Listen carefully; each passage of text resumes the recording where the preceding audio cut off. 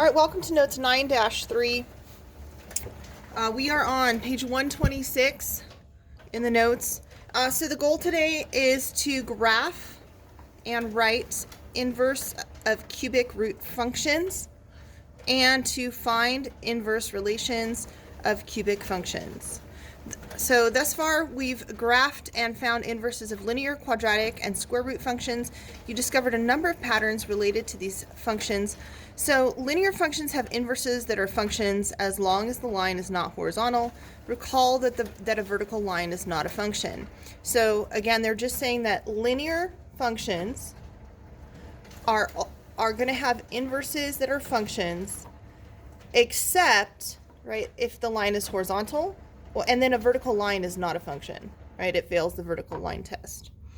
Square root functions always have inverses that are functions. So square root functions always have inverses that are functions.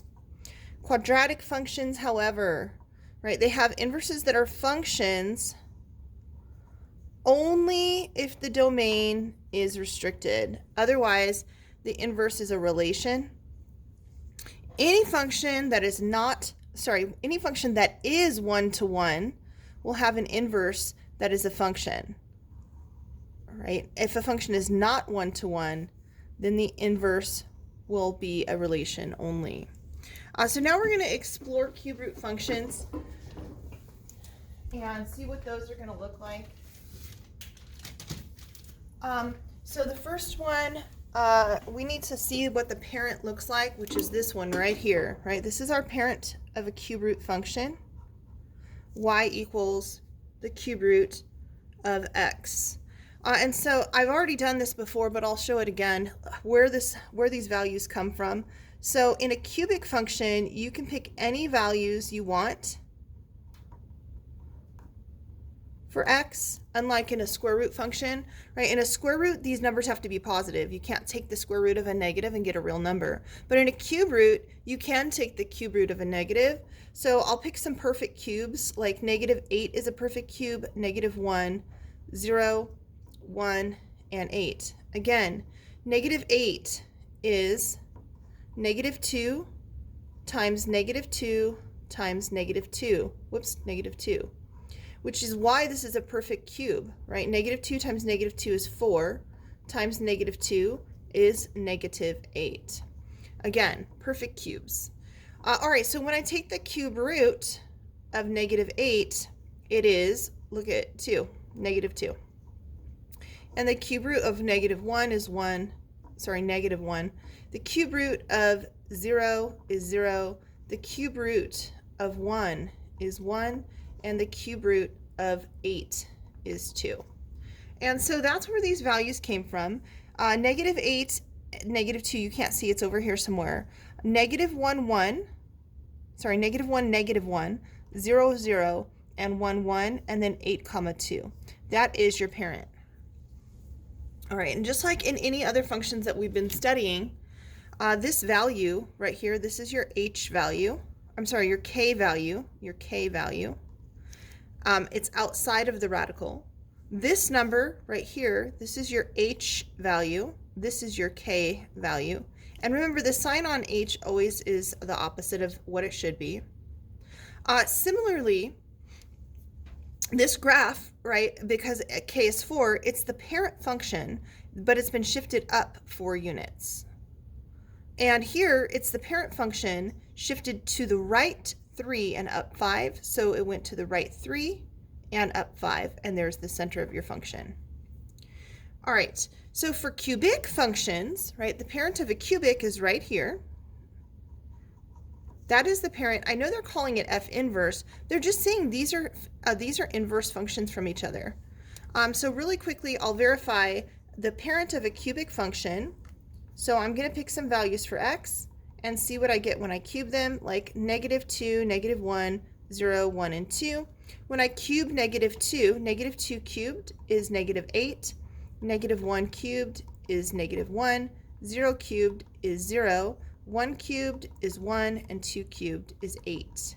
And so you can see that's where this function came from, right? -1, -1, 0, 0, and 1, 1. And then my values right here at -2 and -8, you can't see it, and +2, +8, you can't see. All right, so let's verify that these are actually inverses of each other. So to verify that,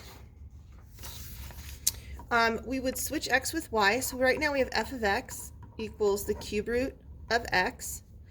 First we rewrite, I should say, with y equals rather than f of x. And then we switch x and y, and we're going to solve for y. So to solve for y, we would just have to cube both sides. A cube and a cube root are inverses, so we get y equals x cubed. And then in inverse notation, we get f of x, f inverse x equals x cubed. So you can see these are indeed inverse functions. They're also symmetric across that line, y equals x. All right. This one, here's the inverse of this function. So what they've done is they've switched x with y. They subtracted 4 from each side, and then they cubed each side. And so you can see these are also inverse functions. And similarly, right here, they would subtract 5 first. They subtracted 5. Then they would cube both sides. They cubed both sides. And then they would add the 3. And so these are inverse functions. So it says, study the graphs below. Each cubic graph in the bottom row is the inverse of the cube root graphs in the top row. The graphs in the center and right-hand columns are translations of the graphs of the parent functions in the left-hand column. All right. So now moving on to page 127. Alex says the cube root functions are not one-to-one. Is Alex correct? All right, so we're going to go back really quickly. I'm going to grab those notes that talked about being one-to-one so that we can refresh our memory. And I believe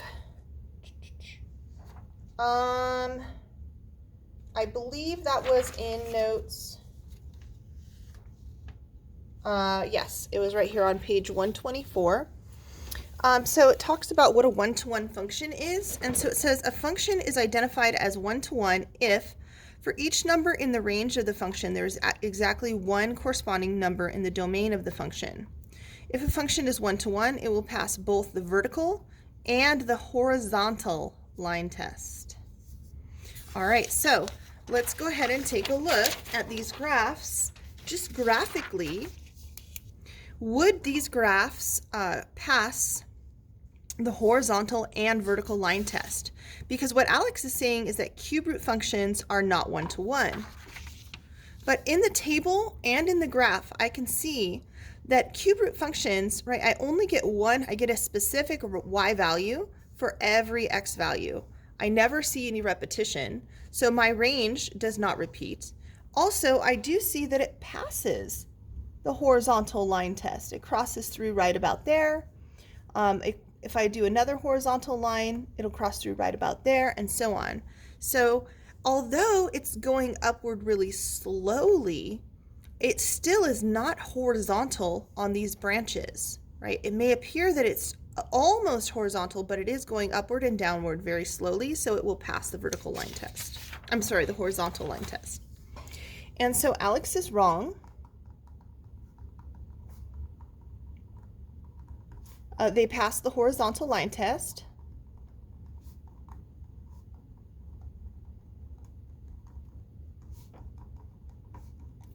Also, each y value is distinct, meaning I don't see any repetition in my y values. Give a domain and range for each of the functions and their inverses. You may write a general statement. So the cool thing about cubics and cube roots, if you look at them, right, there's no restrictions. Look at that. They go on forever. They go upward and downward forever. They go to the left and to the right forever. Same thing here. It's going downward, upward forever, going to the right and to the left forever. So it's kind of cool. All cube root functions and all cubic functions. So all cubic slash cube root functions have domains from negative infinity to positive infinity and ranges from negative infinity to positive infinity. Right? They're one-to-one, and so they will pass the horizontal and vertical line tests, and so there's no restriction on the domain.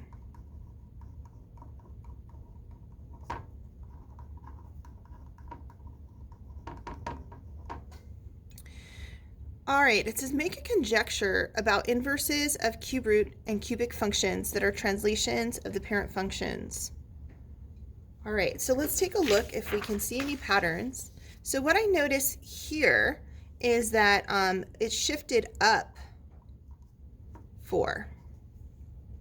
And then what I noticed here is it shifted right 4.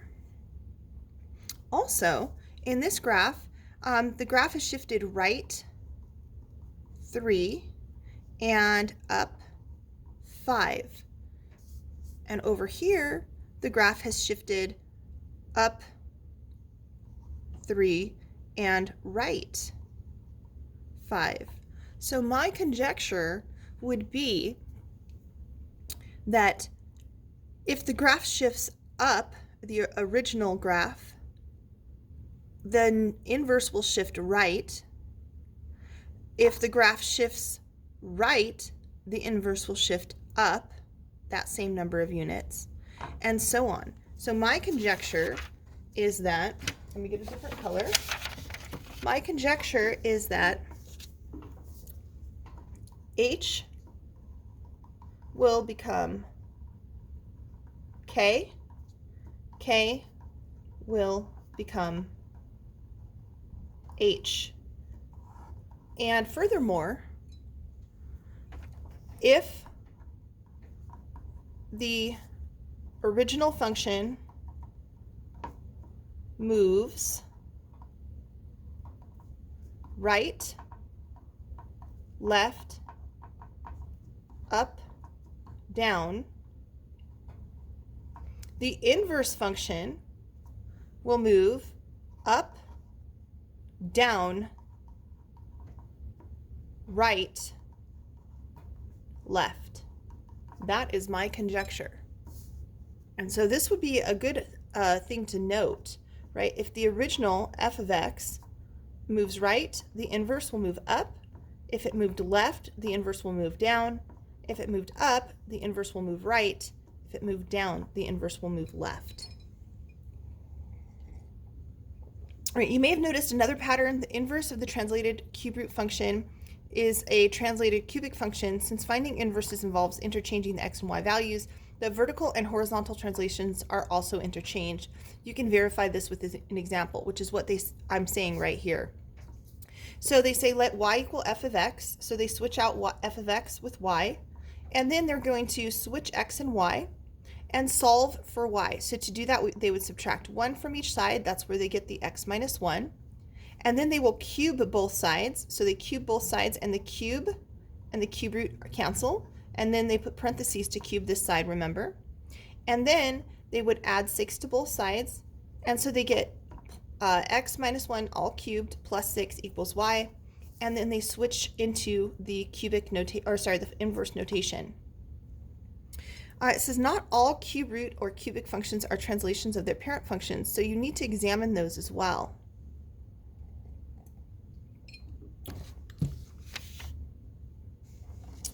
Okay, so for example, find the inverse of the function f of x equals cube root of x plus 3. And so to do that, I'm going to do that on a separate paper. This is try these. A, and this is A. So we have f of x equals the cube root of x plus 3. So I rewrite this with a y. And then remember that I switch x with y.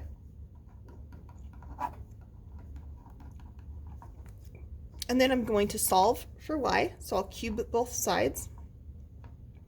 So x cubed equals y plus 3, and then I would subtract 3 from both sides, and that would give me x cubed minus 3 equals y, and then I'll switch into inverse notation. F inverse x equals x cubed minus 3. All right, and so what I see here is that h was negative 3, k was 0, which means I would have shifted this graph to the left 3. All right, now what I see here is that h is 0 and k is negative 3, which means that this graph would shift down 3. And that is what I had said. All right, next, let's try these b. So b says to find the inverse of f of x equals the cube root of x and then plus 5. And so this would be, I'll switch into y notation. Y equals the cube root of x plus 5. Switch x with y. So x equals the cube root of y plus 5. Subtract 5 from each side. X minus 5 is equal to the cube root of y. Then I would cube both sides, and my cube root will cancel. So I get x minus 5 cubed equals y. And then switch into inverse notation. F inverse x equals x minus 5 cubed. And then let's examine. So this graph, we have h equals 0, k equals 5. So this would shift up 5. And here we have h equals 5 and k equals 0. So this graph would shift right 5. All right. So further illustrating this set of rules. All right, it says use a graphing calculator to investigate the graph of f of x equals cube root x squared plus 4x in standard 10 by 10 viewing window. Sketch the graph. Is the graph a one-to-one function? Why or why not? Will the inverse of f be a function? All right, so I'm going to grab my graphing calculator. Give me 1 second. Actually, I'm going to pause here, and because we're getting long on the notes, so I'm going to pause here. You guys should grab, go to Desmos, go ahead and try graphing this, and see what you get. And I'll pick it up on the next section of the notes.